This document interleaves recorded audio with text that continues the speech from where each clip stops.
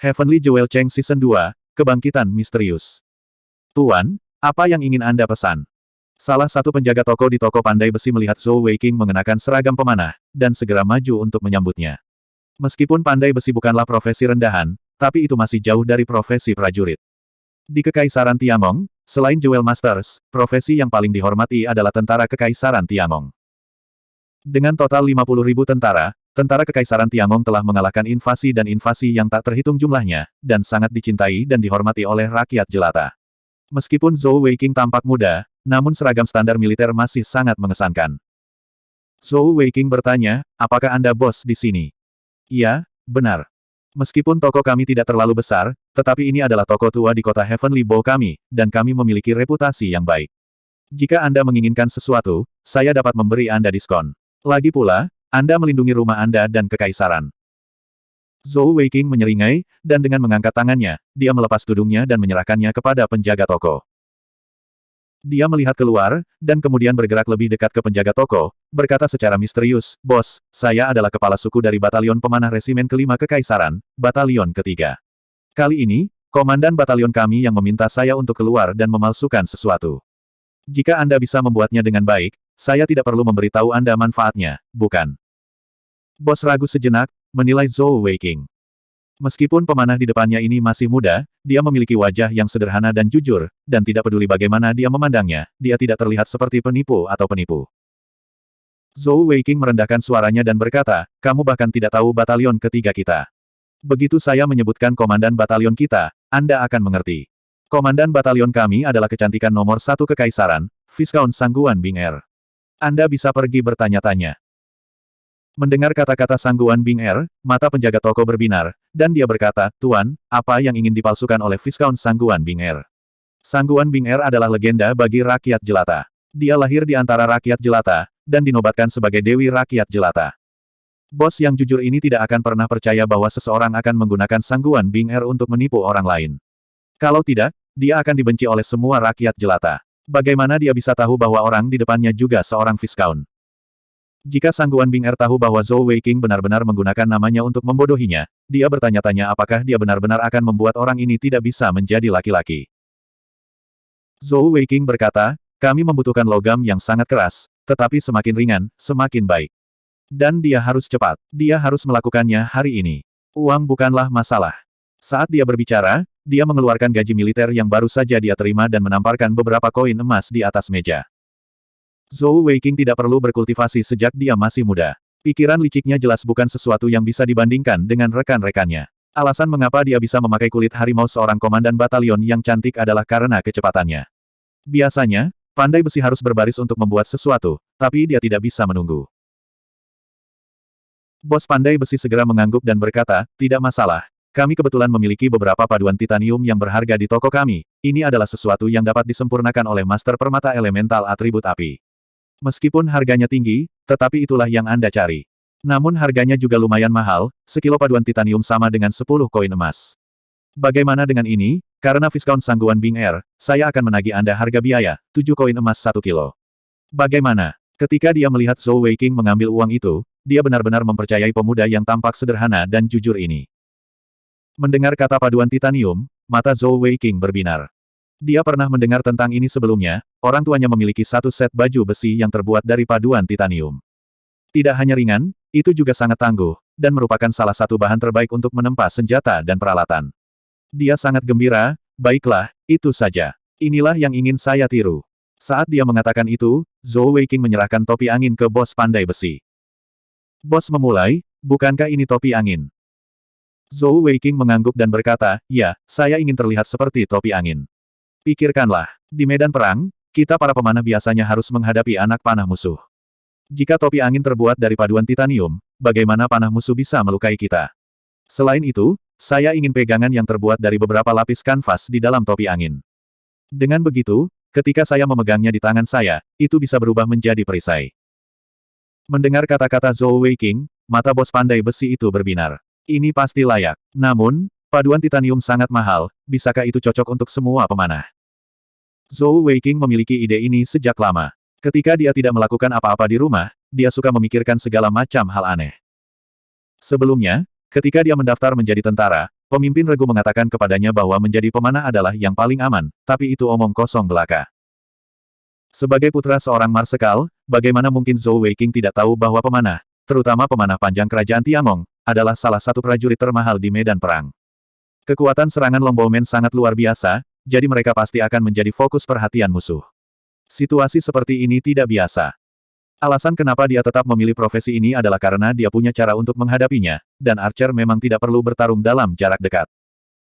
Ketika dia berumur 11 tahun, dia memiliki ide ini. Dia ingin mengubah Windhead dari Longbowmen menjadi perisai. Itu sangat mudah digunakan di medan perang.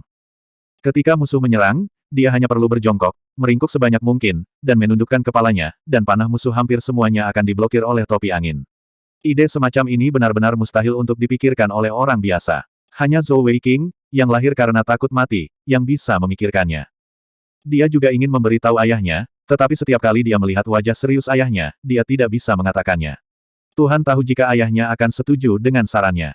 Selain itu, logam super ringan semacam ini bukanlah sesuatu yang bisa digunakan oleh seluruh pasukan.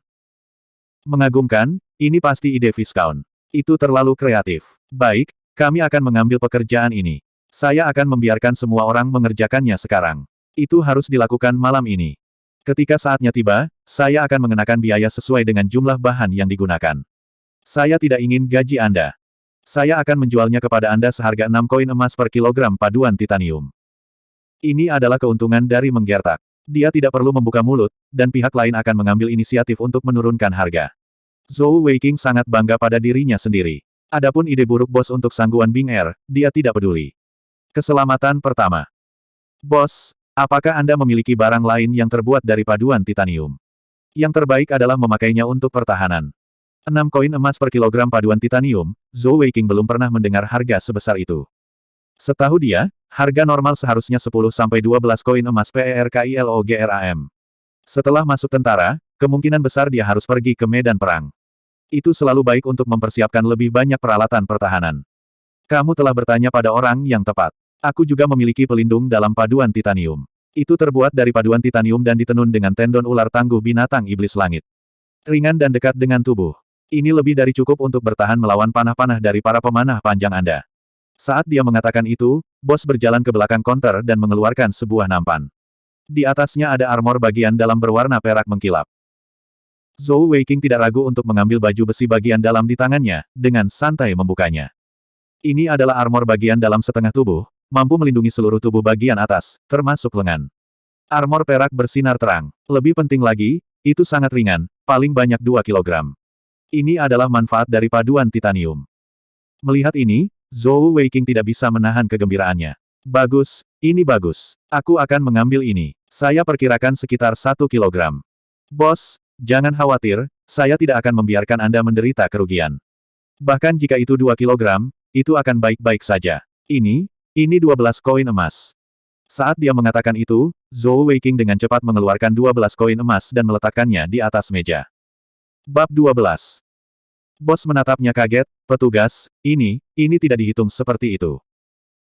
Armor bagian dalam paduan titanium ini membutuhkan 2 pengrajin terampil hampir setengah tahun untuk membuatnya, ditambah uang untuk memoles dan tendon Magic Tenacious Snake.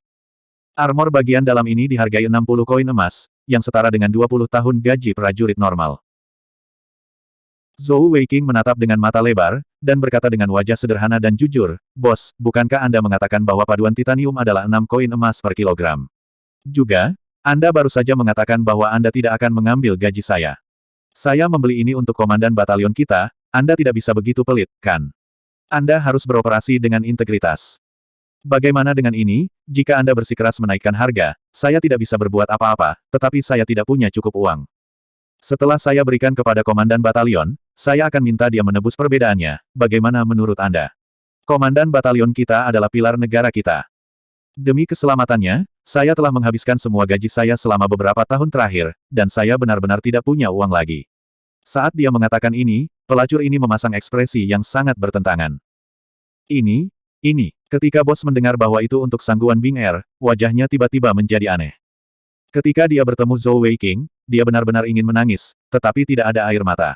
Pada akhirnya, dia menghela nafas tanpa daya, baiklah. Karena ini untuk Viscount, maka aku tidak akan mengatakan apapun. Namun, Petugas, jika Anda ingin memesan sesuatu di masa mendatang, Anda harus datang mencari saya. Zhou Weiqing tertawa dalam hatinya, dan tidak berani tinggal. Terima kasih. Aku akan kembali malam ini untuk mengambil kerudung. Oh iya, bungkus tudung paduan titanium dengan lapisan kanvas, dan pastikan terlihat sama dengan tudung asli saya. Paling-paling pinggirannya bisa sedikit lebih besar, jadi pertahanannya akan lebih baik. Setelah mengatakan ini, dia mengambil baju besi bagian dalam dan dengan senang hati berbalik untuk pergi. Setelah meninggalkan pintu dan berbelok di tikungan, Zhou Weiqing menemukan gang yang sepi dan masuk. Dia melepas pakaian luarnya, dan mengenakan baju besi bagian dalam paduan titanium perak mengkilap. Meskipun agak besar, tendon dari Magic Tenacious Snake sangat elastis, dan sangat pas. Itu pasti tidak bisa dilihat dari luar ketika dia mengenakan seragam militer. Ini benar-benar barang bagus. Sayang sekali, paduan titanium tidak dapat ditingkatkan dengan energi surgawi, juga tidak dapat ditingkatkan dengan atribut apapun. Jika tidak, dengan sifat uniknya, itu pasti akan mendapatkan harga setinggi langit. Zhou Weiqing menghela nafas. Paduan titanium memiliki banyak kelebihan, tetapi juga memiliki banyak kekurangan. Itulah fakta bahwa itu tidak dapat diresapi dengan energi surgawi atau atribut lainnya. Inilah alasan mengapa itu tidak bisa digunakan sebagai senjata Jewel Master. Dengan demikian, harganya tidak akan terlalu tinggi. Setelah membereskan, Zhou Weiqing memutuskan untuk mengambil harta karun yang dia sembunyikan di hutan bintang. Itu adalah hal paling berharga yang dia miliki selama 13 tahun hidupnya. Saat Zhou Weiqing bergabung dengan tentara dan menjadi pemanah yang malang, suasana di Istana Kekaisaran Tiangong menjadi tegang. Ayah, tolong jangan marah. Ini salahku. Putri Difuya berlutut di sana, terisak. Di depannya, seorang pria parubaya berusia 40-an mondar-mandir. Pria ini memiliki mahkota emas di kepalanya, dan wajahnya sejelas batu giok. Keagungan atasan yang tak terlihat menyebabkan semua pelayan di sekitarnya menahan napas. Namun, pada saat ini, alisnya berkerut, dan matanya dipenuhi amarah. Mendengar kata-kata Difuya, dia tiba-tiba berhenti dan berteriak dengan marah, biarkan aku memberitahumu, jika Weiqing baik-baik saja, maka semuanya akan baik-baik saja. Namun, jika dia benar-benar dirugikan olehmu, maka kamu akan dikubur bersamanya. Ternyata, setelah Difuya kembali ke istana, semakin dia memikirkannya, dia semakin takut. Pada akhirnya, rasionalitasnya mengalahkan rasa takutnya, dan dia menceritakan masalah ini kepada ayahnya, Kaisar Kerajaan Tiangong, Di Fengling. Pada awalnya, dia ragu-ragu untuk berbicara, tetapi ketika Di Fengling mendengar bahwa itu terkait dengan Zhou Weiqing, dia segera memanggil pengawalnya, Nia, untuk menanyainya secara mendetail. Setelah mengetahui apa yang terjadi, dia sangat marah, dan segera mengirim 4 master permata elemen kehidupan untuk mencari Zhou Weiqing di bawah pimpinan Nia. Dia memerintahkan mereka untuk mencoba yang terbaik untuk merawatnya. Difuya menatap ayahnya dengan mata terbuka lebar. Dia tidak pernah berpikir bahwa Zhou Weiqing akan sangat penting bagi ayahnya. Ayah, dia hanya seorang pejabat, tapi aku satu-satunya anak perempuanmu. Di Fengling memiliki seorang putra dan putri. Anak perempuan tertua adalah Difuya yang berusia 16 tahun, dan Difuya memiliki seorang adik laki-laki. Di Fengling adalah seorang kaisar yang sangat terkenal. Setelah memastikan anaknya sehat, ia memutuskan untuk tidak memiliki anak lagi. Alasannya sederhana, untuk mencegahnya memperebutkan tahta 100 tahun kemudian, dan untuk mengasuh putra satu-satunya. Di Fengling berkata dengan marah, kamu masih tahu bahwa kamu adalah putriku satu-satunya. Tahun itu, di perbatasan antara Kekaisaran dan Kekaisaran Kalise, jika bukan karena Brother Zhou yang mempertaruhkan nyawanya untuk menyelamatkanku, menggunakan tubuhnya sendiri untuk memblokir hujan panah musuh untukku, apakah kamu masih ada di dunia ini? Pada saat itu, saudara Zhou terkena 26 anak panah, dan butuh 4 Life Elemental Jewel Masters sebulan untuk menyelamatkan nyawanya. Dalam 20 tahun ini, saudara Zhou telah banyak berkontribusi pada kekaisaran. Tanpa dia, kekaisaran Tiangong tidak akan ada lagi. Bagaimana Anda bisa menjadi seorang putri? Sebagai anggota keluarga kerajaan, Anda tidak bekerja keras untuk kerajaan, sebaliknya, Anda memimpikannya seorang pangeran tampan. Hari ini, Weiqing mungkin melihatmu secara kebetulan, bahkan jika dia sengaja melihatmu mandi, terus kenapa? Anda tunangannya, dan terus terang, bahkan jika dia, itu bukan apa-apa. Bagaimana denganmu? Anda berani menyerangnya, dan Anda bahkan menggunakan keterampilan elemental jewel Anda. Saya dapat memberitahu Anda dengan pasti, saya tidak bercanda dengan Anda. Jika Weiqing benar-benar mati, kamu akan menjadi persembahan pemakamannya. Kalau tidak, saya tidak bisa menjawab saudara Zhou. Difuya akhirnya tahu rasa takut. Ketika Di Fengling berkata untuk kedua kalinya bahwa dia akan dimakamkan bersama Weiqing, dia tahu bahwa ayahnya telah mengambil keputusan, meskipun dia tidak ingin mempercayainya. Yang mulia, pada saat itu, 5 orang masuk dari luar dan membungkuk kepada Di Fengling. Mereka adalah 4 master permata elemen kehidupan yang dia kirim. Bagaimana itu? Bagaimana Wei Qing? Di Fengling bertanya dengan cemas. Pemimpin Life Elemental Jewel Masters berkata dengan hormat, Yang Mulia, tolong jangan khawatir, kami tidak menemukan Viscount Zhou. Namun, kami menyelidiki situasinya dengan hati-hati dan menemukan jejak kaki Viscount Zhou ketika dia pergi. Dari situ, kita dapat menyimpulkan bahwa Viscount Zhou pergi dengan selamat. Di Fengling mengerutkan kening, bagaimana mungkin? Wei Qing hanyalah orang biasa. Dia terkena pukulan dari Fire Elemental Jewel, aku khawatir. Master Permata Elemen Kehidupan berkata, Viscount Zhou bagaimanapun juga adalah putra Marsekal Zhou. Mungkin Marsekal memberinya beberapa item penyelamat jiwa. Ekspresi Di Fengling sedikit santai. Dia menoleh ke Di Fuya dan berkata, bangun, ikuti aku ke rumah Marsekal untuk meminta maaf kepada Wei Qing. Pada saat itu, apa lagi yang bisa dikatakan Di Fuya? Meskipun dia tidak tahu berapa kali dia memarahi Zhou Wei Qing di dalam hatinya, dia tidak punya pilihan selain bangun dan mengikuti ayahnya. Tentu saja, Zhou Wei Qing tidak tahu berapa banyak masalah yang dia bawa ke ibu kota kerajaan Tiangong. Keesokan paginya, dia sarapan enak di hotel, membawa busur besarnya dan lari ke kamp militer untuk melapor. Bab 13. Begitu dia keluar dari gerbang kota, dia tiba di kamp tentara. Sekarang, Zhou Wei Qing sudah melupakan apa yang telah dia lakukan sehari sebelumnya, dan dari waktu ke waktu, dia mengelus baju zirah bagian dalam yang dia kenakan dan topi angin khusus di kepalanya, yang beratnya lebih dari 1 kilo. Untungnya, dia memasuki kamp batalion ketiga. Begitu dia memasuki kamp, dia bertemu dengan wajah yang dikenalnya. Itu adalah pemimpin perusahaan yang menanyakan bagaimana rasanya kemarin. Namun, pada saat ini, pria ini memasang ekspresi serius di wajahnya. Dia mengangkat tangannya dan menghalangi jalannya. Kamu adalah Zhou Xiaopang, kan? Zhou Wei Qing tersenyum dan berkata, benar. Kakak pemimpin perusahaan, saya Zhou Xiaopang. Pemimpin perusahaan berkata dengan suara yang dalam, kakak apa? Di kamp militer, hanya ada posisi. Saya dipanggil Maoli dan saya termasuk kompi keempat batalion ketiga resimen kelima kekaisaran. Mulai sekarang, Anda adalah pemanah perusahaan keempat. Apakah kamu mengerti? Zhou Wei Qing berkata, saya mengerti. Meski dia berkata begitu, di dalam hatinya dia diam-diam mengutuk.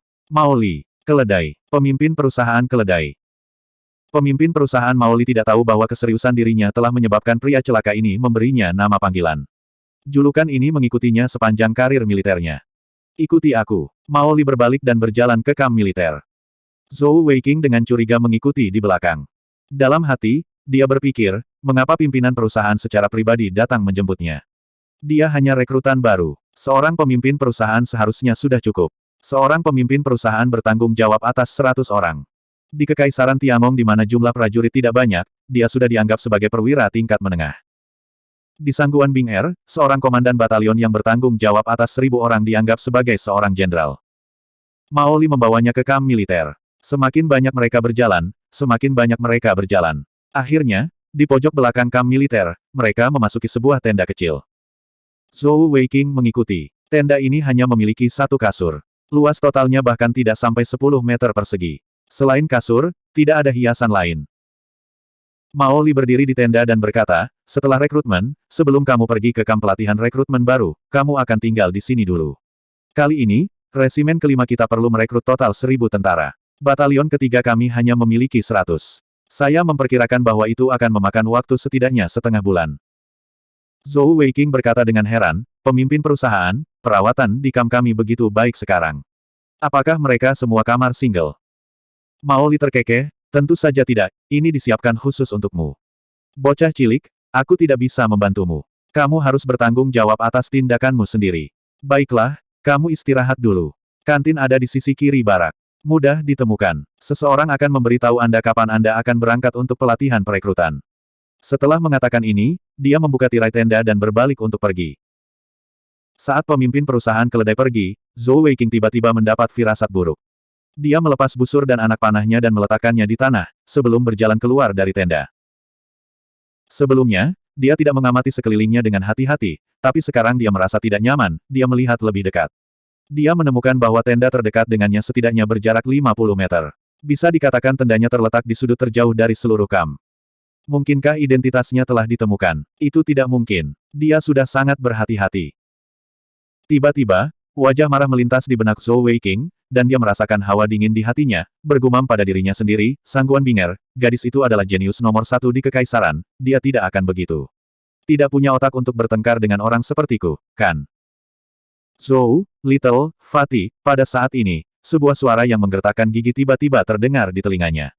Meskipun suaranya menyenangkan seperti burung pengicau, nada suaranya tidak bagus. Zhou Weiqing buru-buru berbalik dan melihat Sangguan Binger mengenakan pakaian bela diri dengan pita ungu gelap di punggungnya. Melihatnya, Zhou Weiqing tidak bisa menahan diri untuk tidak terkejut. Rambut Sangguan Binger diikat ekor kuda seperti biasa. Dia tidak mengenakan baju besi apapun. Pakaian bela diri ungu gelapnya dengan sempurna menonjolkan sosoknya yang ramping. Bersamaan dengan efek dekoratif pita ungu tua, itu membuatnya tampak lebih gagah dan tangguh. Tapi kali ini, alisnya sedikit terangkat. Mata hijau mudanya tampak seperti akan menyemburkan api. Jelas, dia pernah mendengar ungkapan, payudara besar tapi tidak punya otak. Dia tidak mungkin begitu sial kan? Zhou Weiqing meratap di dalam hatinya. Dia buru-buru memasang senyum jujurnya yang khas, Komandan Batalion, aku baru saja memujimu. Itu, memujimu karena telah berkembang dengan baik. Tertangkap basah, dia tidak tahu bagaimana menjelaskan dirinya sendiri. Sangguan Binger sangat marah. Dia telah meminta pemimpin perusahaan Maoli untuk mengatur agar Zhou Weiqing tinggal di daerah terpencil di kamp militer sehingga lebih mudah untuk berurusan dengannya. Awalnya, dia berpikir bahwa dia telah bertindak terlalu jauh. Lagi pula, Zhou Weiqing hanyalah rekrutan baru. Meskipun tindakannya sebelumnya tercela, tidak dapat dikatakan bahwa dia melakukannya dengan sengaja.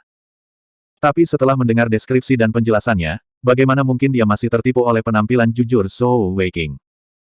Prajurit Zhou Xiaopang, berdiri tegak. Sangguan Binger berteriak. Zhou Weiqing buru-buru berdiri tegak. Perbandingan itu menjijikkan. Yang lainnya adalah seorang komandan batalion dan seorang Heavenly Batmaster. Dia sangat mengerti bahwa orang bijak tahu lebih baik daripada bertarung ketika kemungkinan melawannya. Tangan kanan Sangguan Binger mengeluarkan sebuah penunggang kuda dari pinggangnya. Dia menatap Zhou Weiqing dengan dingin dan berkata dengan suara rendah, prajurit Zhou Xiaopang, karena menghina atasanmu, kamu akan dihukum dengan 10 pukulan cambuk. Pelaksananya adalah Sangguan Binger. Zhou Xiaopang, berbalik. Zhou Weiqing melirik cambuk di tangan Sangguan Binger dan meratap di dalam hatinya. Dia tidak menyangka akan dicambuk pada hari pertamanya di kamp militer. Namun, situasinya tidak menguntungkannya, jadi dia hanya bisa dengan enggan berbalik. Sangguan Binger mendengus marah. Dia mengambil langkah maju dan sudah berada di belakang Zhou Weiqing. Dengan swoosh, dia mencambuknya. Punggung Zhou Weiqing ditampar dengan suara keras. Ah, teriakan sedih Zhou Weiqing terdengar seolah-olah dia telah dikebiri. Seluruh tubuhnya jatuh ke depan dan berguling-guling di tanah. Sangguan Binger melihat cambuk di tangannya, dan berpikir dengan ragu. Apakah itu benar-benar menyakitkan? Saya tidak menggunakan energi surgawi apapun. Zhou Xiaopang ini terlihat cukup kokoh, mengapa dia sangat lemah? Akting Zhou Weiqing terlalu realistis, tubuhnya berguling dan berkedut saat dia melakukannya, seolah-olah dia akan mati kapan saja. Dalam hal melakukan pemukulan, siapa yang lebih berpengalaman darinya? Sejak muda, dia telah dipukuli oleh ayah marsekalnya, dan mengetahui segala macam teknik untuk melakukan pemukulan. Ketika cambuk Sangguan Binger baru saja mengenai tubuhnya, dia sudah melompat ke depan, mencoba yang terbaik untuk menghilangkan sebagian kekuatan di balik cambuk itu.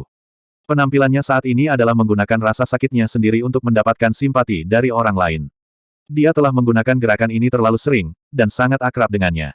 Itu adalah langkah yang sepenuhnya tidak disadari. Sebenarnya, orang ini sangat gembira di dalam hatinya.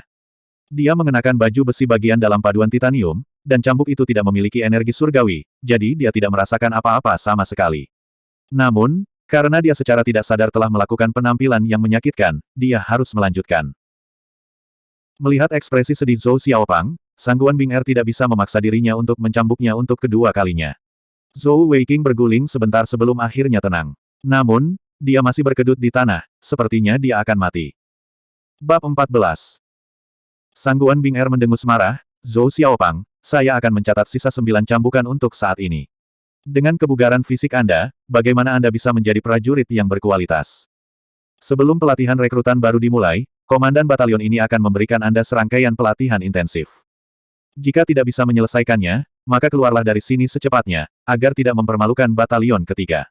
Setelah makan siang, aku akan datang mencarimu lagi. Dengan itu, dia berbalik dan pergi. Setelah melihat sosok Sangguan Binger menghilang, Zhou Weiqing naik dari tanah, kesedihan di matanya menghilang sedikit. Orang ini benar-benar berbeda dari yang lain. Sepertinya saya tidak bisa lagi membuat marah komandan batalion ini. Dibandingkan dengan Di Fuya, dia jauh lebih baik. Bahkan dia tidak berpikir bahwa Sangguan Bing Er akan begitu mudah untuk dibodohi.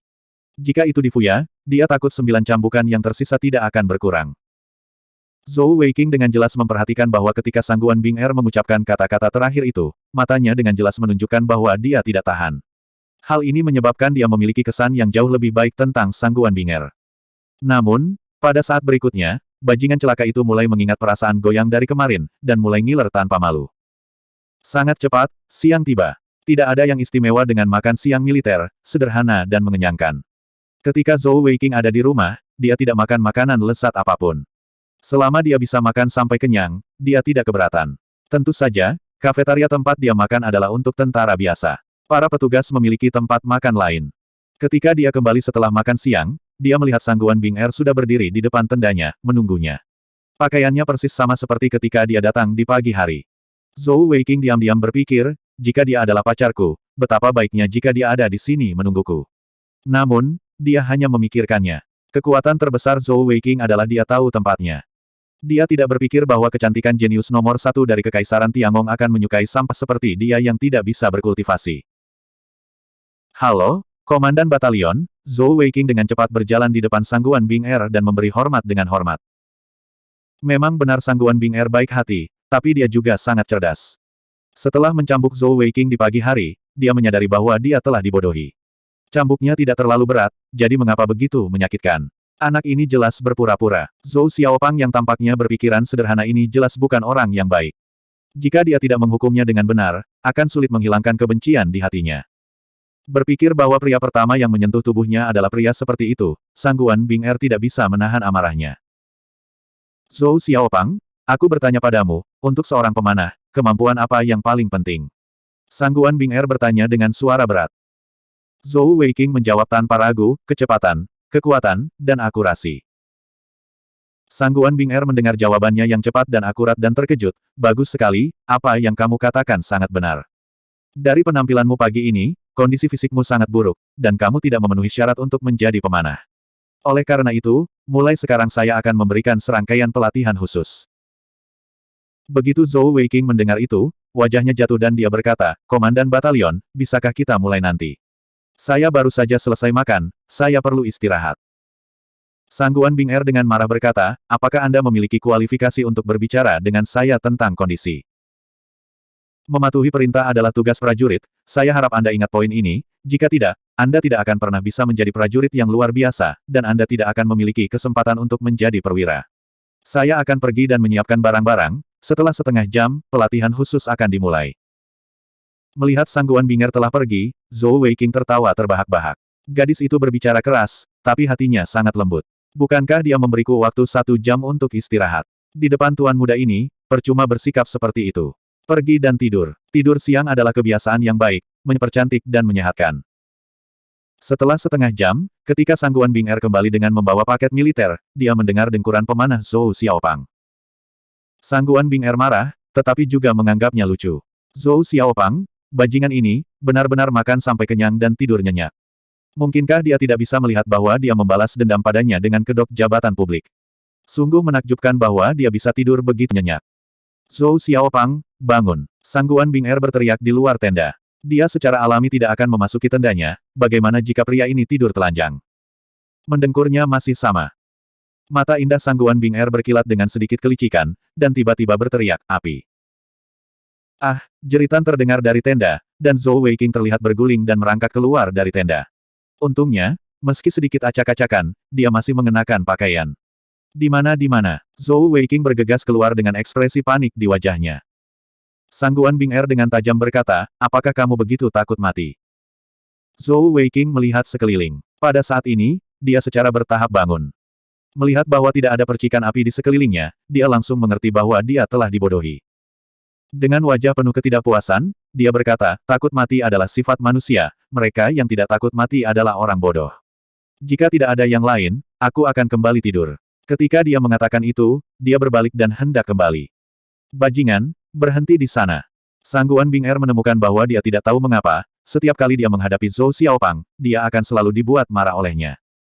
Komandan Batalion, apakah ada yang lain? Zhou Weiqing bertanya dengan agak tidak sabar. Pelatihan khusus. Sangguan Bing Er menggertakkan giginya dan menatap pria ini. Dia mengangkat tangannya dan dengan keras menjejalkan tas militer ke pelukan Zhou Weiqing. Dia telah memutuskan bahwa bagaimanapun juga, dia akan memberi pelajaran pada pria ini hari ini, jika tidak, akan sulit untuk menghilangkan kebencian di hatinya.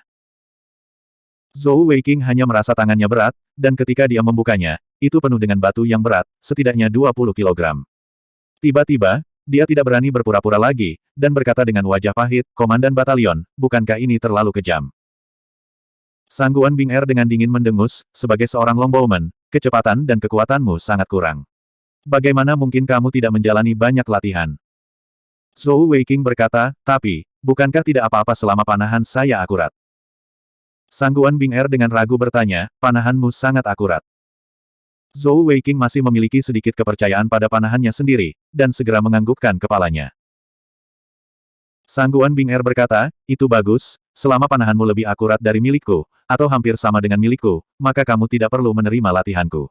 Ambil busurmu dan ikuti aku." Zhou Weiqing menyandangkan busurnya ke bahunya, meraih anak panahnya, dan mengikuti Sangguan Bing Er keluar dari barak melalui pintu samping. Begitu mereka meninggalkan barak, Sangguan Bing Er berhenti dan menunjuk ke sebuah pohon yang berjarak sekitar 200 meter yang setebal tubuh manusia. "Apakah kamu melihat pohon itu? Sebagai longbowman yang mumpuni, kamu harus bisa mengenai tubuh manusia pada jarak 200 meter. Target Anda saat ini adalah pusat pohon. Mari kita mulai." Zhou Weiqing melepas busurnya, dan mengeluarkan anak panah sepanjang 0,9 meter dari anak panahnya. Menusuk panah, dia dengan hati-hati memasukkan tali busur. Sebuah pohon yang jaraknya sekitar 200 meter, setebal tubuh manusia, justru terlihat sangat kurus. Dia melihat dengan hati-hati, dan kemudian melepaskan panah. Bab 15. Dengan deru, anak panah itu ditembakkan, dan dengan dentuman, itu mendarat dengan kuat di sisi kiri pohon. Keterampilan memanah semacam ini bisa dibilang cukup akurat. Di batalion ketiga yang dipimpin oleh Sangguan Bing Er, ini adalah yang terbaik yang bisa dilakukan oleh para pemimpin tim. Meskipun ada pepatah yang mengatakan bahwa seorang longbowman yang berkualitas dapat secara akurat mencapai target dari jarak 200 yard, hanya ada sedikit orang yang benar-benar dapat melakukannya. Haha, itu mengenai. Zhou Weiqing dengan bangga mengangkat busur di tangannya ke arah Sangguan Bing Er. Kenyataannya, dia tidak sepenuhnya percaya diri bahwa dia bisa mencapai target 6 atau 7 kali dari 10. Ini juga merupakan alasan terpenting mengapa dia memilih menjadi seorang longbowman. Ini dianggap memukul. "Aku menyuruhmu memukul bagian tengah pohon.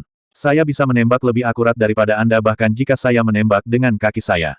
Sangguan Bing Er berkata dengan jijik. Zhou Weiqing segera menangkap kata-katanya yang salah.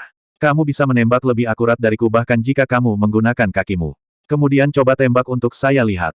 Jika Anda bisa menembak dengan kaki Anda dan mencapai target, saya akan mendengarkan Anda dan mulai berlatih. Saya komandan batalion Anda. Anda harus mendengarkan perintah saya. Beri aku busur dan anak panahmu." Sangguan Bing Er berkata dengan sedikit marah. Zhou Weiqing menyerahkan busur dan anak panahnya. Sangguan Bing Er mendengus dingin. Jam tangan. Saat dia mengatakan itu, dia menendang sepatu bot militernya, memperlihatkan sepasang kaki yang indah dan lembut. Sebelum Zhou Weiqing bisa mengerti, dia sudah mengangkat satu kaki dan menggunakan jari kaki dan jari telunjuknya untuk menjepit gagang busur besar itu. Kaki kanannya yang ramping terayun ke belakang, dan dia sudah mengangkat busurnya.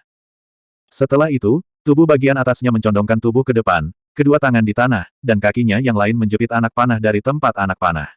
Seluruh tubuhnya terbalik. Yang mengejutkan Zhou Weiqing, tubuh Sangguan Bing Er sudah membentuk setengah busur di udara. Kaki kanannya menendang ke depan, dan kaki kirinya dengan gesit menarik anak panah ke tali busur, langsung menarik busur ke bulan purnama. Pantatnya yang bundar hampir ditekan ke atas kepalanya, dan kakinya yang panjang dan ramping berada tepat di depannya. Kaki kirinya melepaskan tali busur, dan dengan desir, anak panah melesat seperti sambaran petir. Zhou Weiqing menoleh, hanya untuk melihat anak panah tertanam kuat di tengah pohon. Itu bekerja. Busur itu terlalu keren. Zhou Weiqing hanya bisa memuji di dalam hatinya.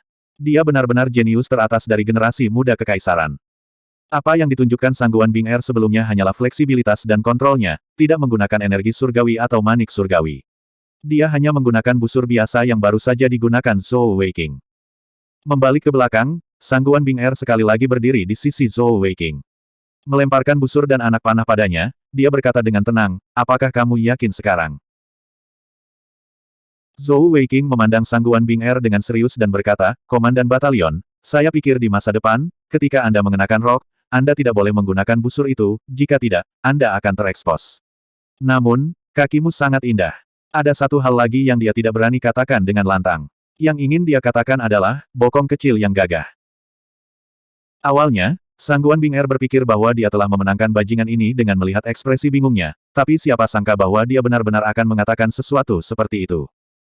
Sangguan Bing Er sangat marah sehingga matanya tampak menyemburkan api, wajahnya memerah saat dia berkata, hal-hal kotor apa yang kamu pikirkan di kepalamu itu. Segera, sekarang, kenakan ransel militer Anda dan lari mengelilingi kamp. Jika saya tidak mengatakan berhenti, Anda tidak diizinkan untuk berhenti. Kalau tidak, aku akan bertarung denganmu di kehidupan nyata. Aku akan lari, oke. Zhou Weiqing berkata dengan ekspresi salah di wajahnya saat dia mengambil ransel militernya dan mulai berlari perlahan. Namun, tidak peduli seberapa baik dia bertindak, di mata Sangguan Bing Er, dia tampak seperti sedang meminta pemukulan. Lari lebih cepat. Sangguan Bing Er memberinya tendangan lagi di pantat sebelum mengenakan sepatu botnya dan berlari berdampingan dengannya. Dia ingin mengawasi Zhou Weiqing saat dia berlari, dan tidak memberinya kesempatan untuk melakukan sesuatu yang licik. Zhou Weiqing menoleh untuk melihat Sangguan Bing Er, dan tiba-tiba menyadari ada sesuatu yang ekstra di tangannya. Dua manik-manik merah berkilau muncul di sekitar pergelangan tangannya. Apakah ini bat surgawi? Zhou Weiqing menatap Sangguan Bing Er dengan rasa ingin tahu. Meski berlari dengan beban 20 kg di punggungnya tidaklah mudah, namun untuk waktu yang singkat, ia masih bisa bertahan. Terhadap manik surgawi, dia memiliki keingintahuan dan kerinduan yang tak tertandingi, dan dia tidak bisa tidak bertanya, Komandan Batalion, apakah ini manik surgawi Anda? Saya mendengar bahwa Master Bat Surgawi memiliki permata fisik dan elemen. Permata elemen Anda adalah rubi atribut api. Kedua manik-manik merah itu memang sangat mirip dengan rubi atribut api milik Difuya, satu-satunya perbedaan adalah kilaunya.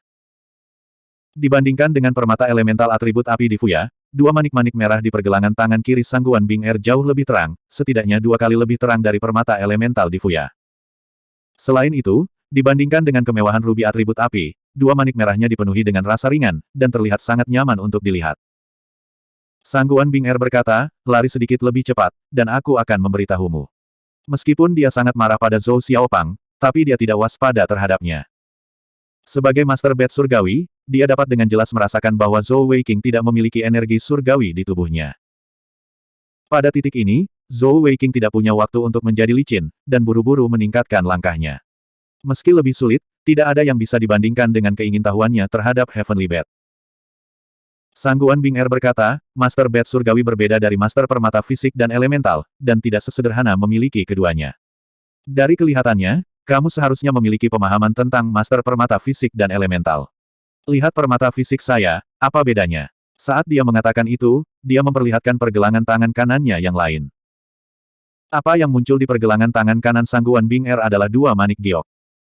Warnanya hijau muda, berkilau dan tembus cahaya, dan warna manik-maniknya adalah batu giok yang indah. Naga batu giok, warna murni. Zhou Weiqing berseru kaget. Dragonstone Jade adalah salah satu batu giok kualitas terbaik, dan ketika digunakan sebagai permata fisik, itu adalah simbol peningkatan agility.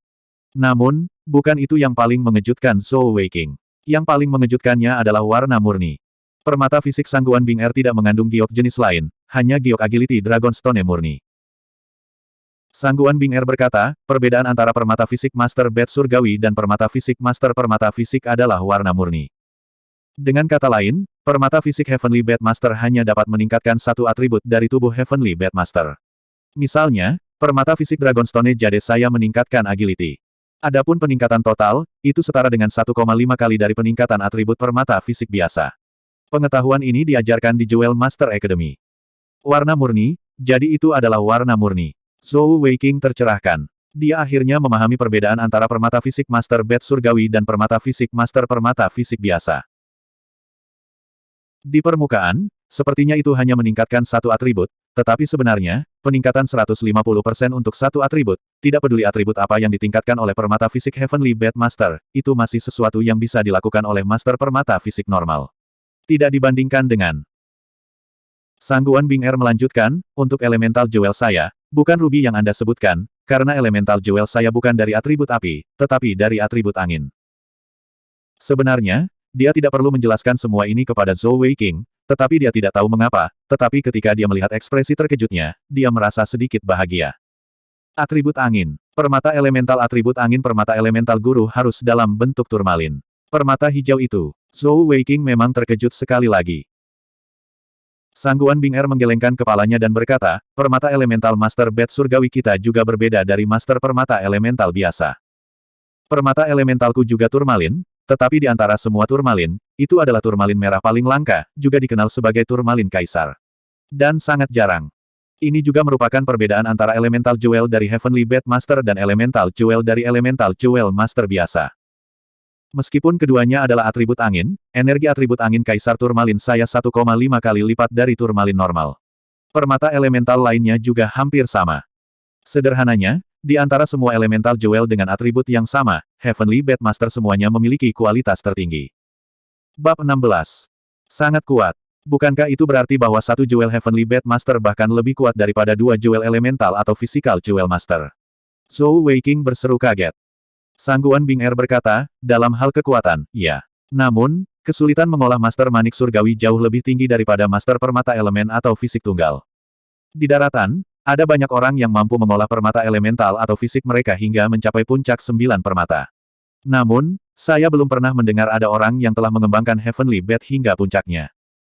Faktanya, dari sudut pandang tertentu, Jewel Masters hanya mencakup elemental dan physical Jewel Masters, dan tidak termasuk Heavenly Bat Master. Master Bat Surgawi dianggap sebagai profesi terpisah. Legenda mengatakan bahwa Master Bat Surgawi terkuat mampu menumbuhkan hingga 12 permata di masing-masing tangannya. Pada level itu, dia mampu mengubah apapun di dunia. Saat dia mengatakan itu, tatapan kerinduan muncul di matanya. 12 permata. Jadi Master Manik Surgawi benar-benar mampu mengembangkan hingga 12 permata, dan bukan 9 permata tertinggi yang dimiliki oleh Master Permata Elemental dan Fisik. Setelah mendengar penjelasan Sangguan Bing Er, Zhou Weiqing akhirnya mengerti betapa kuatnya ayah marsekalnya. Lagi pula, ayahnya sendiri adalah guru Manik Surgawi 8 permata. Karena itu, Zhou Weiqing bertanya dengan ragu-ragu, saya mendengar bahwa Marsekal Zhou dari kerajaan Tiangong kita juga seorang guru Manik Surgawi. Apakah dia sangat kuat? Sangguan Bing Er berkata tanpa ragu, tentu saja dia kuat. Marsekal Zhou adalah orang yang paling saya hormati. Dengan tingkat kultivasinya, apalagi kekaisaran Tiangong kita, bahkan di negara besar, dia tidak akan kesulitan menjadi marsekal. Yang Mulia pernah berkata bahwa bahkan jika semua master permata kerajaan Tiangong kita digabungkan, kita tidak akan menjadi tandingan marsekal Zhou saja. Manik Surgawi Marsekal Zhou sudah berada di tingkat ke-8, dan dia adalah Zong Surgawi tingkat menengah. Dia adalah salah satu pejuang top di seluruh benua. Selanjutnya, Elemental Jewel Marsekal Zhou adalah salah satu dari 4 atribut besar. Mendengar Sangguan Bing Er memuji ayahnya, Zhou Weiqing tidak bisa merasa bahagia. Alasannya sangat sederhana. Setelah berlari tanpa usaha apapun, kekuatan fisiknya hampir habis. Pakaiannya basah oleh keringat, dan napasnya semakin tidak teratur. Bahkan berbicara pun menjadi sulit. Percepat. Cambuk kulit sekali lagi muncul di tangan Sangguan Bing Er. Melihat wajah berkeringat Zhou Weiqing, dia merasa senang. Kekuatan fisik bajingan ini tidak buruk. Setelah berlari sejauh itu, dia masih bisa bertahan. Jelas bahwa rasa sakit akibat cambukan di pagi hari hanyalah akting. Komandan batalion, saya tidak tahan lagi, tolong biarkan saya istirahat sebentar. Zhou Weiqing menyeka keringat dari wajahnya, menatap Sangguan Bing Er dengan menyedihkan. Sayangnya, kali ini Sangguan Bing Er memutuskan untuk tidak tertipu oleh tipuannya. Wajahnya menjadi dingin, dan cambuk menyerang, memukul pantat Zhou Weiqing seperti sambaran petir. Seketika, rasa sakit menyebabkan Zhou Weiqing bergetar, dan langkahnya yang melambat menjadi lebih cepat. Armor dalamnya tidak menutupi pantatnya. Di sisi lain, Sangguan Bing Er mengikuti di samping Zhou Weiqing seperti hantu. Dengan ketukan ringan di kakinya, dia bisa melayang lebih dari selusin meter ke depan, semudah mungkin. Permata fisiknya meningkatkan kecepatannya, dan permata elementalnya adalah atribut angin, yang paling cocok untuk kecepatan. Dapat dikatakan bahwa dia adalah kombinasi sempurna untuk Master Bat Surgawi yang gesit. Jika dia benar-benar melepaskan kecepatan penuhnya, bahkan Master Permata Fisik Zun berpermata 4 tidak akan bisa mengejar. Ah, itu sangat menyakitkan. Zhou Weiqing mengambil cambuk, dan mencoba jatuh. Namun, sebelum dia bisa melakukannya, sebuah kaki ramping muncul di depannya, mengaitkan dadanya dengan ujung kakinya, dan menstabilkan tubuhnya yang terjatuh. Segera setelah itu, cambuk lain menyerang pantatnya, menyebabkan Zhou Weiqing berteriak kesakitan sekali lagi. Aku akan membiarkanmu terus berakting. Sangguan Bing Er berkata dengan gigi terkatup. Kali ini, dia tidak menggunakan banyak kekuatan dalam serangan cambuk pertamanya, dan memang, dia telah mengetahui bahwa bajingan ini sedang bertindak. Di depan Sangguan Bing Er, Zhou Weiqing bahkan tidak sempat jatuh. Sangguan Bing Er seperti bayangan ungu yang mengikuti di sampingnya. Jika dia terlalu lambat, dia akan mencambuknya. Jika dia ingin berpura-pura jatuh, dia akan dipancing oleh kakinya dan dicambuk lagi. Kali ini, dia sangat menderita. Bokongnya terasa panas karena sakit, dan tubuhnya semakin lelah. Paru-parunya terasa seperti terbakar, tetapi dia tidak bisa melambat. Komandan Batalion, saya salah. Zhou Weiqing adalah ahli dalam mengucapkan kata-kata lembut. Lagi pula, orang bijak tahu lebih baik daripada bertarung ketika kemungkinan besar melawannya. Sayangnya, Sangguan Bing Er, yang telah ditipu berkali-kali, tidak akan tertipu lagi. Sekarang kamu tahu kamu salah. Sudah terlambat, Sangguan Bing Er berkata dengan penuh kebencian. Dalam waktu kurang dari 1/4 jam, seragam militer Zhou Weiqing sudah basah oleh keringat. Itu beratnya 20 kilogram. Selanjutnya, usianya yang sebenarnya baru berusia 13 tahun. Bagaimana dia bisa menahan intensitas lari yang begitu tinggi? Penglihatannya menjadi hitam, dan tubuh Zhou Weiqing jatuh ke depan. Kaki Sangguan Bing Er tiba tepat waktu lagi, tapi kali ini, dia ketagihan lagi. Sebelum cambuk mencapainya, tubuh Zhou Weiqing sudah jatuh ke belakang. Sangguan Bing Er tertegun sejenak. Sosoknya melintas, dan dia sudah berada di belakangnya. Ujung kakinya mengangkat punggungnya, dan dia rata di tanah. Baru kemudian dia menyadari bahwa bajingan ini benar-benar pingsan kali ini. Hei, Zhou Xiaopang. Sangguan Bing Er menendang Zhou Weiqing 2 kali. Permata elemen turmalin kaisar pertama di tangan kirinya menyala merah, dan cahaya merah redup keluar, mendarat di pergelangan tangan Zhou Weiqing.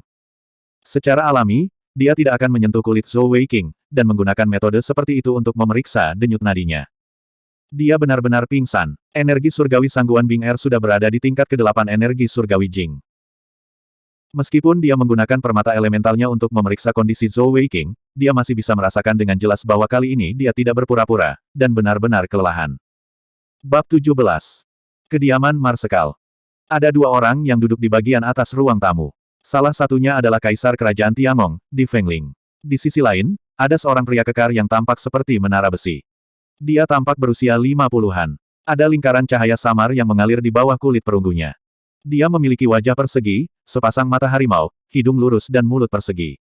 Meskipun dia sedang duduk, orang bisa melihat bahwa dia kekar. Otot-ototnya, yang sekencang batu besar, menopang tubuhnya sepenuhnya. Matanya cerah dan penuh ekspresi, dan sepasang mata hitamnya memancarkan kilau yang dalam.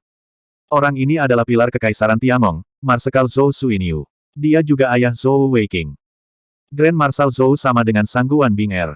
Ia lahir di keluarga biasa. Dia menggembalakan sapi untuk mencari nafkah ketika dia masih muda. Begitulah cara dia mendapatkan namanya. Tidak ada yang berani mengolok-olok namanya karena yang melakukannya sudah mati.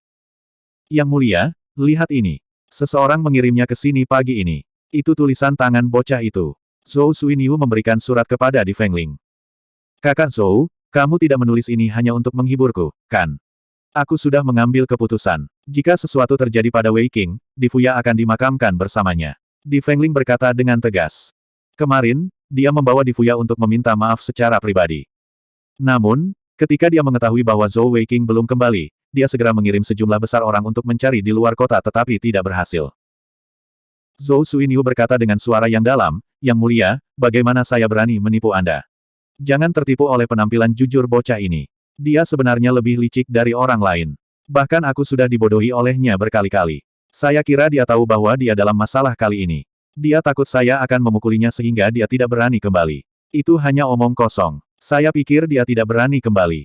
Abaikan saja dia. Di Fengling tersenyum pahit, selama Weiqing tidak kembali, aku tidak akan merasa nyaman. Ini semua salah Di Fuya. Saudaraku, jika Weiqing kembali, kamu tidak bisa menghajarnya. Omong-omong, anak ini cukup menyedihkan. Dia tidak menyangka akan dilahirkan dengan pembuluh darah yang tersumbat. Jangan terlalu keras padanya. Zhou Suiniu mendengus, ayah harimau dan anak anjing. Namun, bocah ini masih memiliki kesadaran diri. Dia benar, bagaimana dia bisa layak untuk Yang Mulia Putri? Menurut pendapat saya, mari lakukan apa yang dia katakan dan batalkan pernikahannya. Ekspresi Di Fengling tiba-tiba berubah, bagaimana bisa? Di Fuya lahir sebagai anggota keluarga Zhou Anda, dan dalam kematian dia akan menjadi hantu keluarga Zhou Anda. Kakak, kata-kata seorang pria bukanlah lelucon, Anda tidak perlu mengatakan apa-apa lagi tentang masalah ini. Jika aku membatalkan pertunangan hanya karena Weiqing bukan seorang Jewel Master, lalu bagaimana aku bisa tetap menjadi saudaramu? Ketika Zhou Weiqing terbangun dari komanya, dia mendapati dirinya berada di dalam tenda. Ketika dia bangun, dia merasakan sakit di sekujur tubuhnya. Tubuhnya berkeringat dan tidak nyaman. Terutama kakinya, Mereka merasa seolah-olah dipenuhi timah, dan gerakan sekecil apapun akan langsung menyebabkan dia merasakan sakit seolah-olah dia ditusuk oleh segudang jarum baja, menyebabkan dia hanya bisa mengerang. Sangguan Bing Er, kamu C*Touch, tunggu saja, suatu hari aku akan menekanmu dan menghancurkanmu. Setelah beristirahat sejenak, Zhou Weiqing berjuang untuk bangkit dari kasur di lantai. Begitu dia duduk, dia melihat dua mangkuk besar dan sebuah catatan di samping kasur. Di antara dua mangkok besar, salah satunya berisi 3 bakpao besar, sedangkan mangkok lainnya berisi 2 piring. Salah satunya adalah sayuran tumis, sedangkan yang lainnya adalah daging rebus. Zhou Weiqing, yang lelah sepanjang sore, kelaparan. Dia segera mengambil roti dan memakannya tanpa ragu-ragu. Dia berpikir, setidaknya Sangguan Bing Er memiliki hati nurani. Roti dan hidangannya masih hangat, dan rasanya cukup enak. Itu jelas bukan makanan biasa dari kafetaria prajurit biasa. Saat dia makan, Zhou Weiqing kemudian melihat catatan itu. Konten yang tersisa di catatan itu sangat sederhana. Hanya ada 4 kata, lanjutkan besok. Sialan, ini belum berakhir. Bukankah aku baru saja menyentuhmu? Zhou Weiqing mendengus kesal. Dia bahkan dengan sedih meremas roti di tangannya, mencoba merasakannya. Setelah menyelesaikan makan malamnya dengan cepat, Zhou Weiqing keluar dari tenda tanpa henti. Dia menahan rasa sakit di tubuhnya dan membasuh tubuhnya. Meskipun pria ini celaka dan takut mati, ada satu hal baik tentang dirinya, dan itu adalah dia suka bersih. Dia juga mencuci pakaiannya. Jangan mengira dia tahu bagaimana melakukan pekerjaan rumah hanya karena dia lahir di keluarga bangsawan. Sebaliknya, dia tahu bagaimana melakukan pekerjaan rumah dan memasak. Bukankah ini semua dipaksakan oleh lelaki tua yang tegas di rumah, Marsekal Suiniu? Di rumah Marsekal, Zhou Weiqing tinggal sendirian di sebuah halaman kecil. Setelah usia 6 tahun, semua yang dia butuhkan tersedia, tetapi tidak ada yang melayaninya. Karena itu, Marsekal Agung Zhou dan istri Marsekal bertengkar berkali-kali. Sayangnya, kekuatan Grand Marshal Zhou tak tertahankan. Pada akhirnya, istri Marsekal hanya memperjuangkan hak untuk mengajari Zhou Weiqing cara melakukan hal-hal ini. Setelah membersihkan tubuhnya, berganti ke satu set seragam militer, dan mencuci pakaian kotor, Zhou Weiqing kembali ke tendanya. Saat ini, seluruh kamp militer telah tenang. Setelah Zhou Weiqing kembali ke tendanya, dia membuka tas kain yang dibawanya. Itu diisi dengan kebutuhan yang dia beli kemarin dari toko pandai besi, seperti beberapa bumbu bubuk sederhana, sebotol minyak lampu, dan sebagainya. Mereka semua sepele tapi kebutuhan. Dia paling takut dia tidak akan cukup makan setelah menjadi tentara. Membeli beberapa bumbu, akan lebih mudah baginya untuk mencuri makanan di kemudian hari. Sedangkan untuk minyak lampu langsung dimanfaatkan dengan baik. Zhou Weiqing mengeluarkan semangkuk nasi yang dia cuci sebelumnya dan menuangkan sedikit minyak lampu ke dalamnya. Kemudian, dia mengeluarkan beberapa helai benang tipis, memelintirnya menjadi satu dan merendamnya dalam minyak lampu sebentar, memperlihatkan ujung benang itu. Kemudian, dia menggunakan batu api untuk menyalakannya, dan segera membuat lampu kecil sementara. Tenda kecilnya langsung menyala. Setelah melakukan semua ini, dia diam-diam mengangkat tirai tenda dan menjulurkan kepalanya untuk melihatnya. Setelah memastikan bahwa tidak ada orang di luar, dia menarik kepalanya kembali. Kemudian, dia dengan hati-hati merogoh dadanya dan mengeluarkan tas kain minyak dari saku dalamnya. Untungnya, aku membungkusnya dengan tas kain minyak. Kalau tidak, dengan begitu banyak keringat hari ini, akan merepotkan jika basah kuyup. Dia dengan hati-hati membuka tas kain minyak, memperlihatkan sebuah buku kuno di dalamnya. Ini memang bisa disebut buku kuno, karena sama sekali tidak terbuat dari kertas. Sebaliknya, itu dijahit dengan kulit domba berkualitas baik. Tebalnya 2 inci dan memiliki lusinan halaman. Gayanya sederhana dan tanpa hiasan, dan ujung-ujungnya sudah rusak. Di sampulnya, ada 4 kata besar, teknik Dewa Abadi. Ini adalah harta karun yang diambil Zhou Weiqing ke hutan bintang kemarin. Ketika dia berumur 10 tahun, dia dilempar ke dalam hutan yang dalam oleh Grand Marshal Zhou untuk melatih keterampilan bertahan hidupnya. Dia mengambilnya di dekat kerangka. Bahkan Grand Marshal Zhou tidak mengetahuinya. Dia selalu menyembunyikannya di lubang pohon di hutan bintang. Membuka sampulnya, dia mengungkapkan halaman pertama. Di bagian atas, ada barisan kata-kata kecil, garis besar teknik Dewa Abadi. Mereka yang tidak memiliki kemauan yang besar tidak dapat mengolahnya. Mereka yang tidak memiliki tekad untuk mati tidak dapat mengolahnya. Teknik Dewa Abadi sebenarnya adalah teknik kematian yang pasti. Itu mengubah yang tidak mungkin menjadi mungkin. Ia menggunakan 36 titik akupuntur kematian utama tubuh sebagai target kultivasi. Mencari kehidupan di tengah kematian. Kecerobohan sekecil apapun akan menyebabkan kematian. Hati-hati, hati-hati. Hanya mereka yang dapat menembus 36 titik akupuntur kematian utama yang dapat benar-benar menerima kekuatan langit dan bumi. Mereka bisa hidup selama langit dan bumi, abadi seperti matahari dan bulan. Bab 18. Awalnya, ketika Zhou Weiqing pertama kali mendapatkan manual teknik Dewa Abadi ini, dia takut dengan garis besarnya, dan tidak berani mengolahnya. Dia juga membaca sepintas isi manual teknik Dewa Abadi. Setiap orang harus memiliki teknik kultivasi untuk menumbuhkan energi surgawi, menyerap energi langit dan bumi untuk memperkuat tubuh mereka dan meningkatkan energi surgawi mereka. Kultivasi energi surgawi dibagi menjadi 4 tahap, yaitu energi surgawi Jing, energi surgawi Shen, energi surgawi Su, dan energi surgawi Dao. Setiap tahap dibagi lagi menjadi 12 tahap. Teknik Dewa Abadi ini sebenarnya adalah teknik kultivasi untuk mengolah energi surgawi.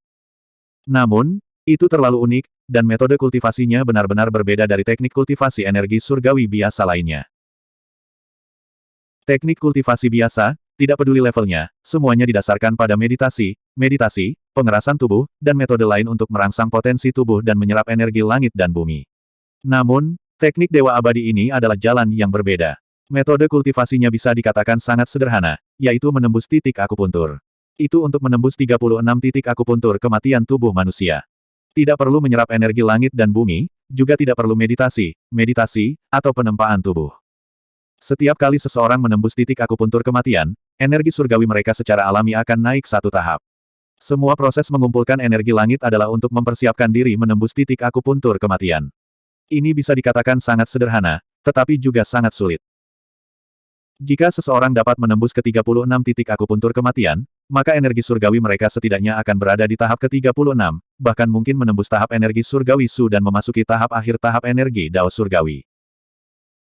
Bagaimanapun, ayahnya, Marsekal Agung Zhou, adalah pembangkit tenaga listrik nomor 1 di Kekaisaran Tiangong, tetapi energi surgawinya baru mencapai tahap ke-32, tahap ke-8 dari tahap energi Su surgawi. Selain itu, sudah 5 tahun sejak dia membuat kemajuan. Ketika Zhou Weiqing masih muda, Grand Marshal Zhou telah menemukan banyak teknik kultivasi yang berbeda untuk dia coba.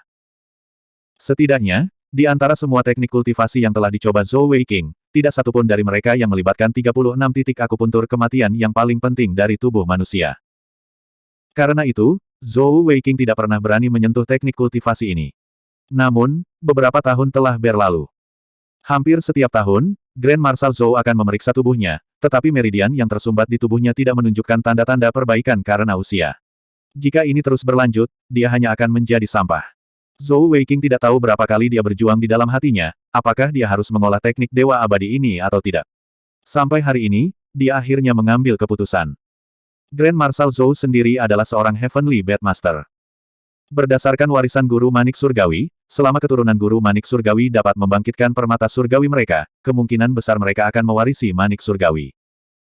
Adapun Zhou Weiqing, dia telah mempelajari meridian tubuh manusia, dan menemukan bahwa beberapa meridian yang dia blokir berisi beberapa titik akupuntur kematian. Karena itu, meskipun Grand Marshal Zhou ingin putranya menjadi naga, dia tidak berani mengambil risiko menggunakan energi surgawi untuk membantunya menembus garis meridiannya. Pada saat itu, Zhou Weiqing berpikir bahwa jika dia berhasil mengolah teknik Dewa Abadi ini dan menerobos titik akupuntur kematian itu, masalah meridiannya yang tersumbat akan terpecahkan, dan dia akan dapat menggunakan energi surgawi. Hari ini, ketika dia mendengar tentang rahasia Heavenly Bed dari Sangguan Bing Er, dorongan untuk menjadi Heavenly Bed Master jauh melebihi rasa sakit di tubuhnya. Dia telah memutuskan bahwa apapun yang terjadi, dia akan mencoba mengolah teknik Dewa Abadi ini. Jika dia tidak mencoba, dia tidak akan puas. Dia sangat jelas bahwa dia tidak punya banyak waktu tersisa. Jika permata surgawi manusia tidak dibangkitkan pada usia 16 tahun, maka mereka akan selamanya kehilangan kesempatan untuk membangkitkan permata surgawi mereka. Pada saat itu, dia akan benar-benar menjadi cacat selamanya. Siapa yang mau menjadi cacat selamanya? Meskipun Zhou Weiqing takut mati, dia bahkan lebih takut menjadi cacat selamanya. Mengambil napas dalam-dalam, ekspresi jujur di wajah Zhou Weiqing menghilang, hanya menyisakan tatapan serius. Menggunakan cahaya redup dari lampu minyak kecil, dia membuka halaman kedua dari teknik Dewa Abadi. Apa yang tercatat di halaman kedua adalah yang pertama dari 36 titik akupuntur kematian dari teknik Dewa Abadi. Pada perkamen kuno, tertulis tubuh manusia memiliki 52 titik akupuntur tunggal, 300 titik akupuntur ganda, dan 50 titik akupuntur luar biasa, dengan total 720 titik akupuntur.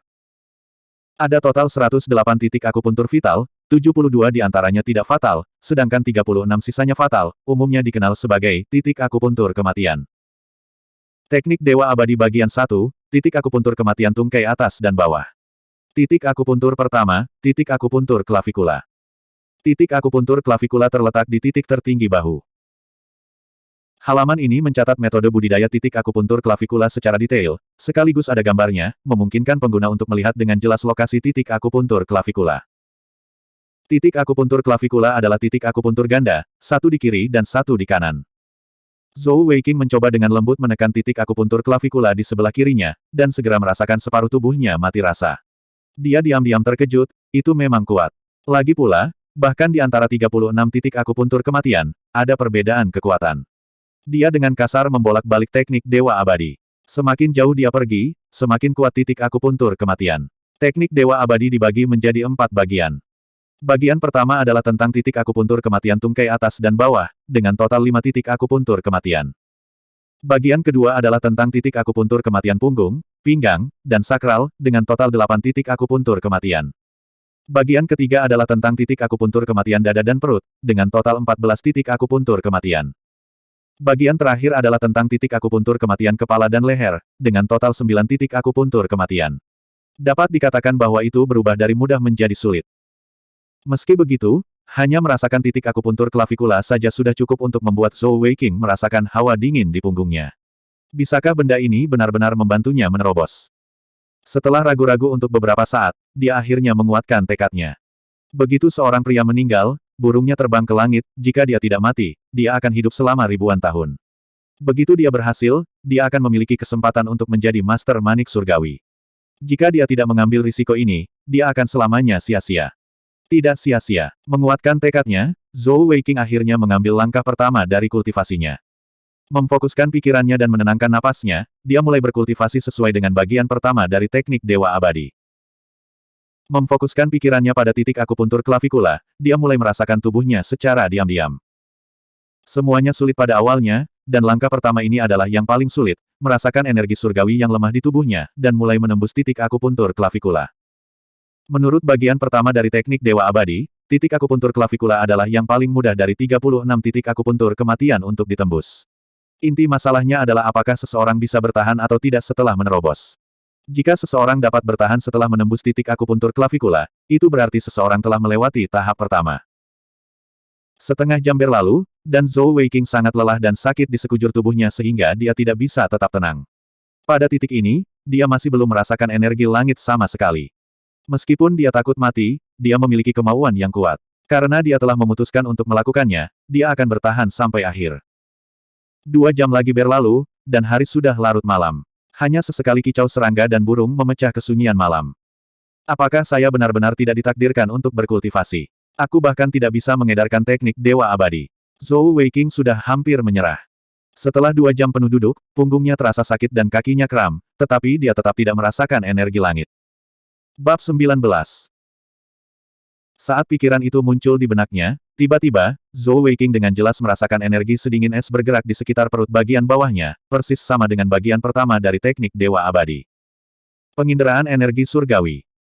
Zhou Weiqing sangat gembira, dan dia dengan cepat memusatkan semua perhatiannya pada area perut bagian bawahnya, dengan hati-hati merasakan energi sedingin es saat dia mengarahkannya ke atas. Yang mengejutkannya adalah setelah aliran ki yang dingin ini muncul, itu benar-benar menjadi semakin jelas. Itu tidak seperti catatan teknik Dewa Abadi bahwa itu hanya jejak. Saat diarahkan ke dadanya, itu sudah menjadi aliran kecil. Seluruh prosesnya sangat lancar, dan hampir mencapai titik akupuntur klavikula. Anda harus berhasil. Zhou Weiqing berteriak dalam hatinya. Pada titik ini, dia tidak bisa menyesal. Sambil menggertakkan giginya, dia menggunakan keinginannya untuk mengarahkan energi sedingin es menuju titik akupuntur klavikula di sisi kirinya. Saat energi sedingin es memasuki titik akupuntur klavikula, Zhou Weiqing merasa seolah-olah sisi kiri tubuhnya telah disambar petir, dan dia kehilangan semua perasaan.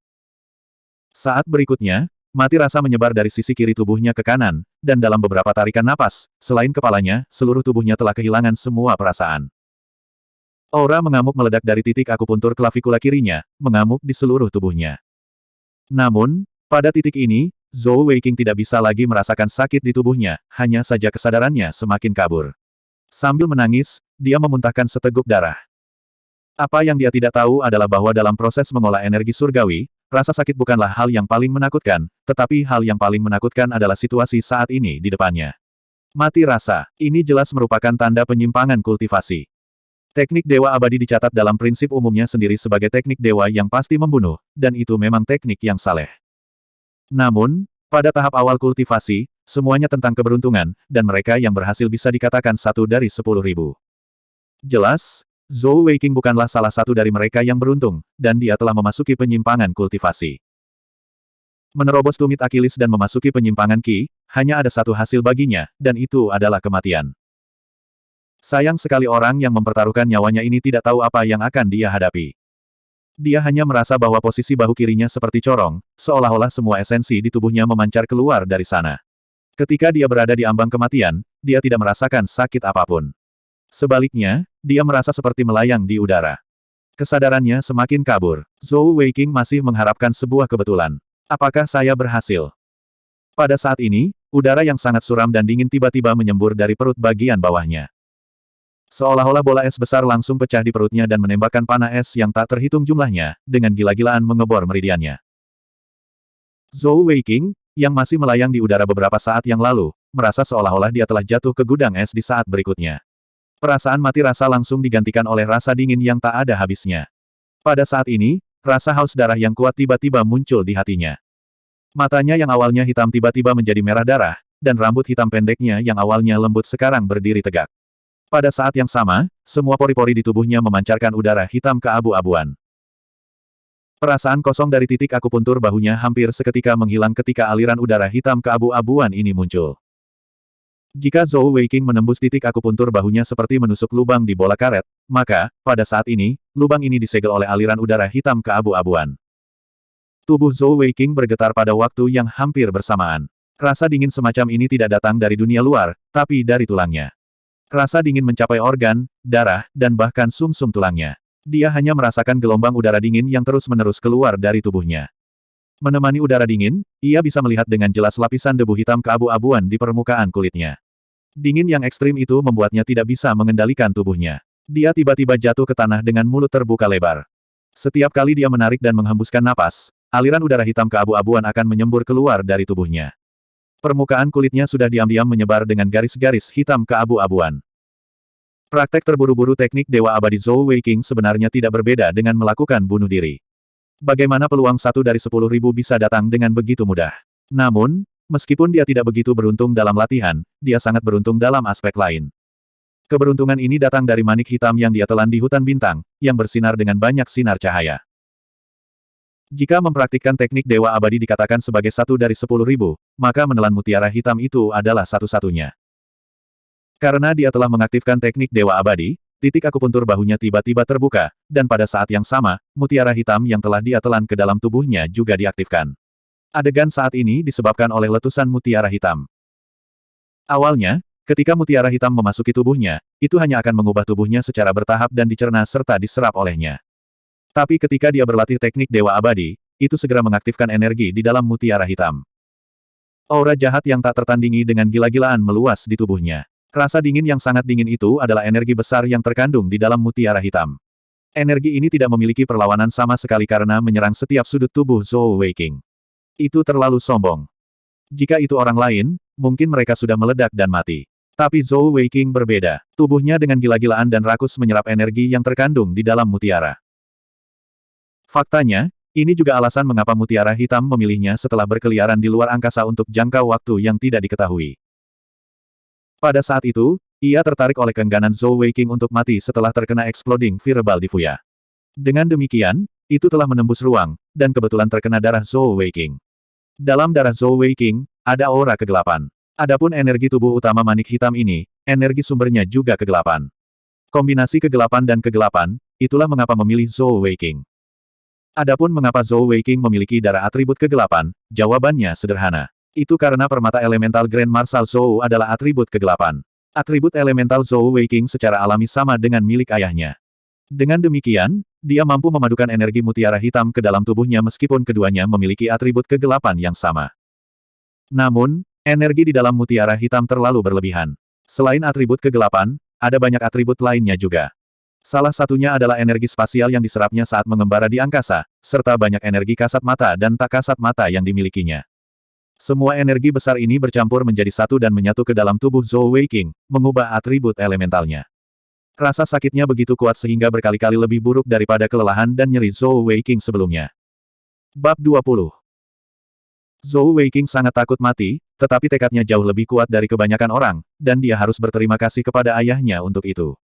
Jika bukan karena Grand Marshal Zhou telah melatihnya sejak usia muda, semangatnya tidak akan sekuat itu. Waktu berlalu dengan lambat, dan Zhou Weiqing hanya bisa merasakan tubuhnya bergantian antara panas dan dingin, terkadang mati rasa dan terkadang gatal. Seluruh tubuhnya berguling-guling di tenda, lapisan materi abu-abu gelap merembes keluar dari kulitnya, menyebar ke segala arah. Bagian dalam tenda secara bertahap diisi dengan aliran udara hitam abu-abu ini. Mata Zhou Weiqing semakin merah dan kesadarannya menjadi semakin kabur karena rasa sakit. Di alam bawah sadarnya, dia melihat pemandangan yang aneh, atau mungkin lebih tepat dikatakan bahwa dia melihat makhluk aneh. Itu adalah harimau hitam raksasa. Seluruh tubuhnya hitam pekat tanpa warna lain. Seluruh tubuhnya memancarkan kilau hitam abu-abu tebal. Mata merah gelapnya dipenuhi dengan aura kematian. Di sekeliling tubuhnya ada aliran udara hijau dan biru. Yang paling aneh, ekor harimau hitam raksasa ini bukanlah ekor harimau, melainkan ekor kalajengking yang seolah-olah dihubungkan oleh banyak sambungan. Kait ekornya yang besar yang berkedip-kedip dengan kilau gelap terangkat di udara. Makhluk macam apa ini? Hati Zhou Weiqing dipenuhi dengan keterkejutan dan keraguan. Dia bukan orang idiot, sebaliknya, dia sebenarnya adalah orang yang sangat cerdas. Pada titik ini, jika dia masih tidak mengerti bahwa perubahan di tubuhnya terkait dengan mutiara hitam yang dia telan, maka dia bukanlah Zhou Weiqing. Namun, semua ini sudah di luar kendalinya, dan yang bisa dia lakukan hanyalah menanggungnya secara pasif. Apa yang dia tidak tahu adalah bahwa pada saat ini, meridian yang tersumbat yang telah mengganggunya selama 13 tahun telah dibersihkan oleh arus energi abu-abu gelap yang kuat, dan kotoran di tubuhnya juga dikeluarkan dengan cepat dari tubuhnya. Ini adalah proses terlahir kembali setelah mengolah 3 tingkat pertama energi surgawi. Di tenda di luar kota busur surgawi ini, sebenarnya ada 2 perusahaan yang terdiri dari 200 orang yang ditempatkan di sana. Satu kompi milik 3 batalion pemanah, sementara yang lain milik salah satu batalion infanteri. Lagi pula, mereka ada di sini untuk merekrut tentara, dan 200 orang ini sudah lebih dari cukup. Sebagai komandan batalion dari 3 batalion pemanah, Sangguan Bing Er sekarang adalah komandan tertinggi dari kamp tentara ini, dan tendanya secara alami terletak tepat di tengah-tengah kamp. Pada saat ini, dia sedang duduk bersila di tempat tidurnya, mengolah energi langitnya. Tidak peduli Master Permata Elemental, Master Permata Fisik atau bahkan Master Manik Surgawi, energi surgawi adalah fondasinya. Untuk mengolah permata, seseorang harus mengolah energi surgawi terlebih dahulu. Tiba-tiba, Sangguan Bing Er, yang sedang bermeditasi, menggerakkan alisnya sedikit, dan aliran udara hijau muda menyembur keluar dari mulutnya, yang dia hirup perlahan melalui hidungnya. Mengangkat tangannya sedikit, dia meletakkannya kembali di atas lututnya, dan perlahan membuka mata hijau mudanya yang indah. Energi apa ini? Sungguh energi dingin dan permata fisik. Guru Manik Surgawi. Permata surgawi Guru Manik Surgawi telah bangkit di kamp tentara. Asterisk dalam sekejap, Sangguan Bing Er sudah melompat dari tempat tidurnya dan jatuh ke tanah, matanya yang indah penuh dengan kejutan. Sebagai seorang guru manik surgawi, inderanya 10 kali lebih tajam daripada orang biasa, terutama ketika berhubungan dengan guru manik surgawi lainnya. Ketika Heavenly Bat Master dari Heavenly Jewel Awakenet, itu akan meledak dengan energi yang sangat besar, dan Heavenly Bat akan terpecah menjadi permata fisik dan elemental. Menuju energi seperti itu, Master Bat surgawi manapun dalam jarak tertentu akan dapat merasakannya. Tentu saja, jangkauannya terbatas, dan Marsekal Agung Zhou, yang berada di rumah Laksamana, tidak dapat merasakannya. Mendapatkan kembali ketenangannya, Sangguan Bing Er memfokuskan pikirannya dan mencoba merasakan sumber aura dengan lebih hati-hati. Sangat cepat, tatapannya terkunci ke arah. Selain itu, pada saat ini, dia dapat memastikan bahwa memang ada kebangkitan guru manik surgawi. Dia tidak bisa membantu tetapi sangat gembira. Di seluruh kekaisaran Tiangong, hanya Marsekal Agung Zhou dan dirinya sendiri yang menjadi Master Manik Surgawi. Bagi kekaisaran manapun, terutama yang kecil seperti kekaisaran Tiangong, memiliki guru manik surgawi adalah pencegah yang sangat besar. Alasan mengapa kekaisaran Kalise mampu menekan kekaisaran Tiangong adalah karena mereka memiliki 3 Master Manik Surgawi. Jika bukan karena fakta bahwa tingkat kultivasi mereka lebih rendah dari Grand Marshal Zhou, mungkin kekaisaran Tiangong sudah dihancurkan oleh kekaisaran Kalise. Kekaisaran Kalise telah lama mendambakan hutan bintang. Saat dia memikirkannya, Sangguan Bing Er mulai bergerak. Dia tahu bahwa kebangkitan guru Bat surgawi adalah waktu yang paling berbahaya. Jika mereka tidak hati-hati, tubuh mereka bisa dihancurkan oleh energi besar dari kebangkitan 2 permata surgawi. Master Heavenly Bat sangat langka, dan dari 10 orang yang bisa membangkitkan Heavenly Bat, setidaknya 3 dari mereka akan mati karena ini. Karena itu, dia harus menemukan orang yang membangkitkan manik surgawi sesegera mungkin, dan membantunya sebanyak mungkin, sehingga dia bisa selamat dari krisis ini. Berdasarkan aura yang dia rasakan, Sangguan Binger dengan cepat menemukan sumber aura tersebut. Saat dia melewati barak, dia akhirnya berhenti di tenda kecil di sudut, dan mau tidak mau tertegun. Itu dia. Bagaimana mungkin dia? Bukankah itu tenda tempat Zhou Xiaopang, yang pingsan di sore hari, menginap? Sebenarnya, dia tidak memiliki perasaan buruk terhadap Zhou Weiqing. Apakah itu kebetulan, atau kemalangan Zhou Weiqing sendiri, itu selalu membuatnya marah. Itu sebabnya dia memutuskan untuk menghukum orang ini. Sebenarnya, dia tidak membenci rekrutan baru ini. Di matanya, Zhou Weiqing hanyalah seorang prajurit kecil di batalion ketiga yang terlihat jujur dan jujur di luar, tetapi memiliki hati yang licik. Tidak ada yang istimewa tentang dia. Ketika dia melihat Zhou Weiqing pingsan karena kelelahan, dia telah memutuskan bahwa dia akan meringankan beban batu itu besok. Dia melakukannya bukan hanya karena dia ingin membalas dendam pada Zhou Weiqing atas kemalangannya, tetapi juga karena keterampilan memanah Zhou Weiqing yang luar biasa. Jika Zhou Weiqing tahu tentang ini, siapa yang tahu betapa sombongnya dia? Sangguan Binger pada dasarnya adalah orang yang baik. Meskipun dia tertegun sesaat ketika dia menemukan bahwa ini adalah tenda Zhou Weiqing, dia dengan cepat bereaksi. Lagi pula, Zhou Weiqing adalah bawahannya. Belum lagi keuntungan memiliki guru manik surgawi lainnya di batalion ketiga, sebagai guru manik surgawi, dan juga warga Kekaisaran Tiangong, dia harus membantu Zhou Weiqing. Karena itu, dia tidak ragu sama sekali. Kakinya mengetuk tanah, dan seperti gumpalan asap, dia sudah sampai di depan tenda Zhou Weiqing. Bahkan sebelum dia membuka penutup tenda, Sangguan Binger segera merasakan aura dingin yang kuat menyerangnya. Bahkan dengan tingkat kultivasi energi surgawi tahap ke-8, dia tidak bisa menahan diri untuk tidak menggigil, dan pembuluh darahnya tampak membeku. Dia buru-buru mengedarkan energi surgawinya, nyaris tidak berhasil menahan aura dingin. Fluktuasi energi yang begitu kuat. Pada siang hari, dia tidak merasakan energi surgawi dari orang ini, bagaimana dia bisa membangkitkan manik surgawinya di malam hari. Mungkinkah dalam waktu sesingkat itu, energi langitnya telah meningkat 4 tahap. Master Bat surgawi berbeda dari Master Permata Elemental atau Fisik. Untuk Master Permata Elemental dan Fisik untuk membangkitkan permata surgawi mereka, mereka perlu mengolah energi surgawi mereka ke tahap ketiga. Namun, untuk Master Bat surgawi, itu harus berada di tahap keempat. Saat dia memikirkan hal ini, hati Sangguan Binger dipenuhi dengan pertanyaan. Yang lebih mengejutkannya adalah aura yang sangat dingin itu, begitu dingin hingga mencapai tulangnya. Bahkan Master Manik Surgawi atribut air tidak akan memiliki fluktuasi energi seperti itu. Bahkan jika air berubah menjadi es, itu hanya akan menjadi dingin, dan tidak terlalu dingin. Mungkinkah atribut permata elementalnya adalah kegelapan? Pada tingkat Master Bat Surgawi, atribut elemental Jewel sering menentukan kekuatan seorang Master Bat Surgawi. Di antara mereka, atribut terkuat adalah kegelapan, cahaya, spasial, dan kehidupan. Keempat atribut ini dikenal sebagai 4 atribut agung tasbih surgawi. Tidak hanya mereka langka, tetapi mereka juga jauh lebih kuat dari elemental jewels lainnya dari Heavenly Bat Master. Di antara mereka, atribut kegelapan adalah yang paling misterius. Jika Zhou Xiaopang ini telah membangkitkan atribut kegelapan sejati, maka masa depannya tidak akan terbatas, dan dia bahkan mungkin melampaui dia. Berpikir sampai saat ini, Sangguan Binger tidak berani menunda lebih jauh, dan dia segera membuka penutup tenda dan masuk dengan cepat. Saat dia memasuki tenda, dia melihat sepasang mata merah darah.